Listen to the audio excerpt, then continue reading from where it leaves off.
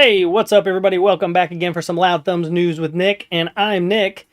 We're going to talk about some stuff today here. We got about 5 or 6 stories here. Might pepper in a little extra ones here or there, but yeah, we're going to get some of the smaller stuff out of the way, some of the close, like just happened breaking news type of stuff. One of them first to kick it off with is Rocksteady. They they have decided to give some money back, apparently, to the people who were inconvenienced when they had to shut down the studio or the servers or whatever. Call it what you want, right? It was their servers, I believe. So yeah, they are gifting $20 for early access players. This can be in-game money, from what I understand here. It says they have gifted $20 early access to the early access players of in-game currency. There it is. After the game experienced downtime, the Rocksteady title officially releases February 2nd, but those who purchased the $100 Deluxe Edition have been able to play for 72 hours. However, as soon as the game went live in New Zealand and Australia, they were forced to pull it down because there was a bug in the system, which I reported on earlier this week. And, well, it would have been yesterday. However, is this enough? I don't know. There's a lot going on with this game. Does that really make a big... I mean, you're giving them in-game money, like, that they have to spend on your game, so you're really just not giving them anything. Like, they're going to get it right back, right? I don't know. Not sure if I'm a big fan of this. This seems to be the way of the world, though, as of late, unfortunately. And I guess it is what it is, but we're going to see what they... I don't know. Does it matter to you? Let me know in the comments. Is it a big deal? Did you guys get early access? Did it upset you to the point where, like, now you're like, hey, wait a minute. This is ridiculous. I want something back. All this $20 is great. Let me know. Leave me in the comments below. Super curious on that one there. Let's talk a little bit about Xbox now. They had a pretty big acquisition we all know about. That's Activision Blizzard King are now part of these guys. And their quarterly revenue jumps 49% following the Activision acquisition, which I always find fun to say. But Microsoft reported a jump in sales for its Xbox division during its second fiscal quarter. The company completed its acquisition of Activision Blizzard back in 2023, October, processing, taking the ownership franchise, all that good stuff. That was affected by a significant rise in sales during the quarter ended December 31st, with gaming revenue up 49%, including 44 points of net impact from Activision, the Activision deal. The content of the services revenue rose 61%, driven by 55 points of that net impact from Activision, and Xbox hardware revenue was up 3% year over year. And they had also spotted by Games Industries over at Morrow NL. Microsoft said in a 10Q filing published alongside its results that it values the price of the purchase of Activision Blizzard at $75.4 billion. So they've already made money according to that, but the net impact of the Activision Blizzard on its results last quarter was $2.1 billion in revenue and $437 million in operating loss. So I don't know. Obviously, they start talking down here more about the shutdowns and layoffs, that happened to their physical side of gaming, all across the board. But how does this look? Is this a good light? I mean, so they're up 49% in revenue, but they just laid off 1,900 people. Not a good look, if you ask me. That's my 100% honest opinion. I don't understand. Again, I'm going to go right back to what I said before. Why do it so fast? Why immediately cut everybody off? And it's only been 2 months, 3 months, if you really stretch it out. 3 months, you haven't even given people time to settle in and get used to, their new roles and make you money, right? So I don't understand that. It still blows my mind, but Xbox has been really in the negative. Like there's been a lot of articles I've seen and I've read.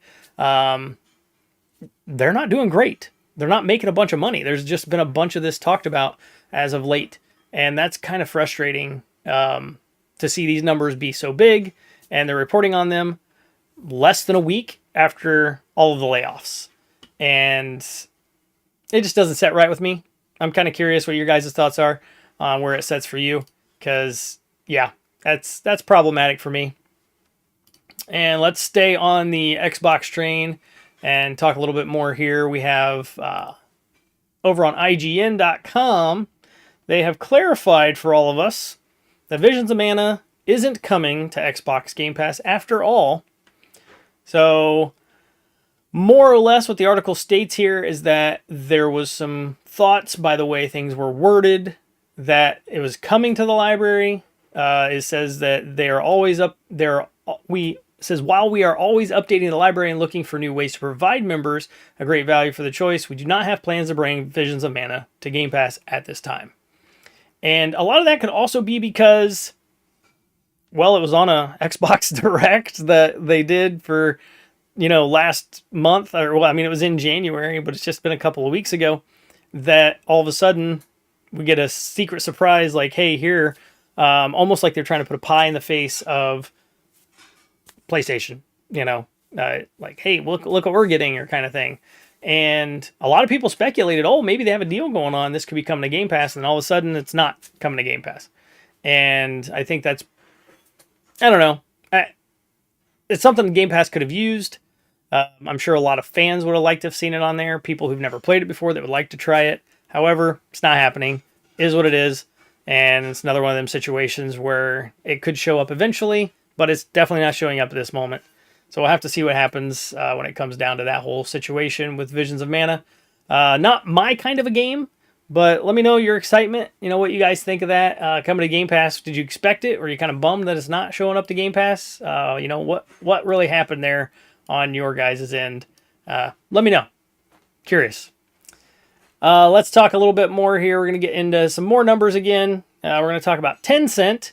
So these guys are the world's biggest gaming company, reportedly feels it is positioned under threat. So its position, its feeling is under threat, is what they're saying here. This company's huge, okay? I don't know their net value. It just says here the 3.6 year-on-year decline, Tencent gaming revenue during the first 6 months of last year totaled $15.4 billion. That placed it well ahead of the second place Sony at $8 billion and the third place Apple at $16.9. So they make a lot of money, and that was even 3% down. So, their value is billions of dollars, and that is just in their gaming revenue, which their gaming revenue is stated up here that it is 30% of this tech giant, they're calling them here. But they're saying gaming is our flagship business, but in the past year, we have faced significant challenges. It says, according to Reuters, we have found ourselves at a loss as our competitors continue to produce new products, leaving us feeling having achieved nothing. Maybe because you have achieved nothing. All they tend to do at Tencent is buy up developers, and then they end up laying off developers. So they did lay off quite a few people. And I mean, they're in the same boat. We're talking about this again, laying off people at Microsoft, laying off people at Tencent, everyone, Sony was in the news about it too. There's been over 5,000 layoffs in the first month of 2024. It's just crazy. So, I mean, feel a little threatened because of what they're trying to pull off. Well, they're not really pulling anything off. They're buying up developers and then not finishing what they're supposed to be finishing, letting go of people, continuing this same just cycle over and over and over. It states on here as well, Microsoft's gaming revenue would have totaled $10.4 billion if Activision Blizzard's were included, but in the acquisition of Call of Duty's publisher hadn't been finalized during the period in question, which means that Microsoft will then now be bigger than Tencent with the amount, not big enough. It's going to be bigger than Sony. I apologize for that. It'd be 15 million versus 10 million, or 10 billion versus 15 billion. So 5 billion still over what Microsoft would have, including buying them up. It's just absolutely crazy to me. Tencent does say that a fellow gaming giant, NetEase, saw almost 80 billion wiped off of their market value last month after China's gaming regulatory No, yeah, gaming regulator proposed new rules to limit spending in online games. So they're a little salty, right? They're a little upset. Like their capitalist plan is starting to get funneled and piped into a certain direction, and they don't like that. But Tencent is always talked about. I don't know all of the insides of it, but they don't seem to be the greatest company. They don't seem to be making the smartest moves. And I think it's finally starting to show off. I think they've got a lot of money they've been throwing around, and a lot of it's starting to get wasted.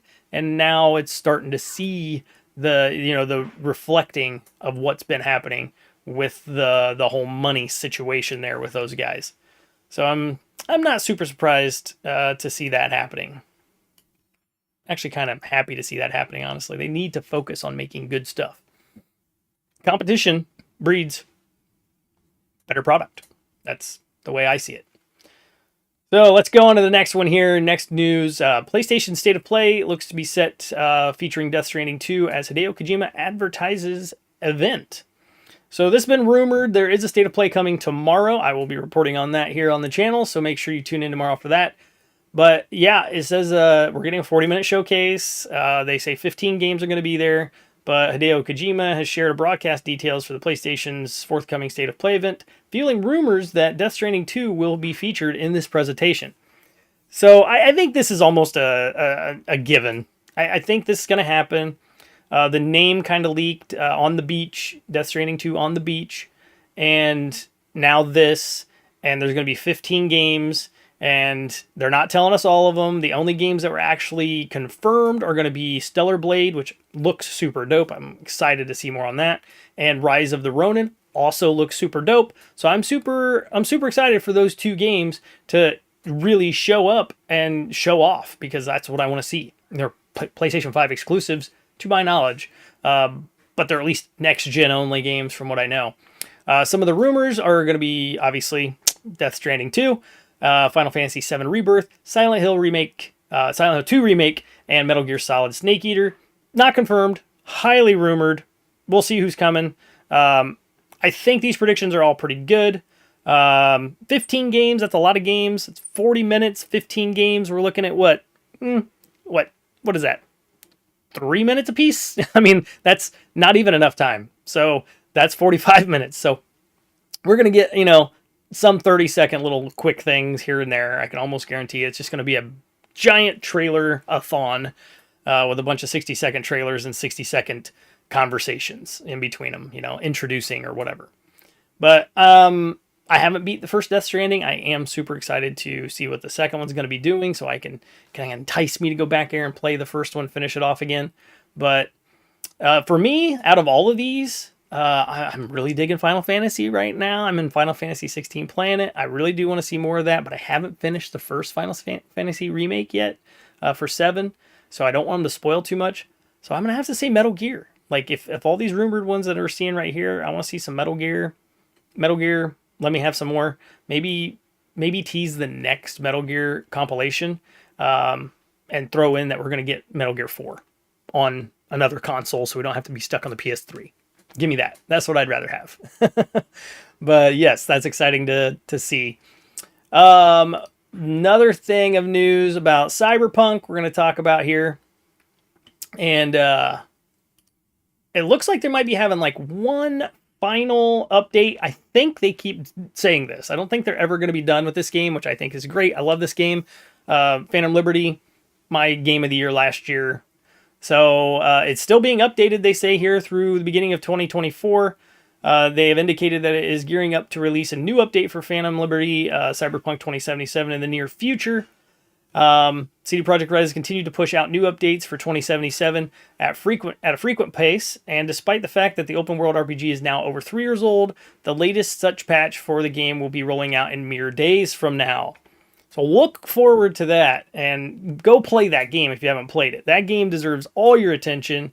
It has finally become this smooth, awesome, fun playing open RPG that is just, it's pretty addictive. I gotta be honest. It's a ton of fun and some absolutely stellar performances in that game that are totally worth your time. So you guys should go check that out.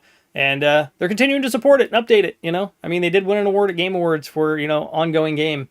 And that, I think that's part of the reason why. Like, it shows they're totally putting their back into it and really helping out keep it fresh and updated and clean and smooth and awesome.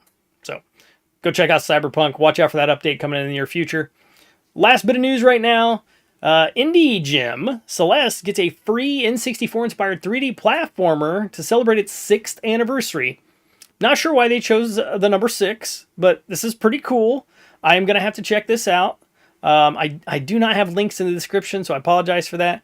But this is videogameschronicles.com. You can go check it out. They're over there. It's in the top news articles right now.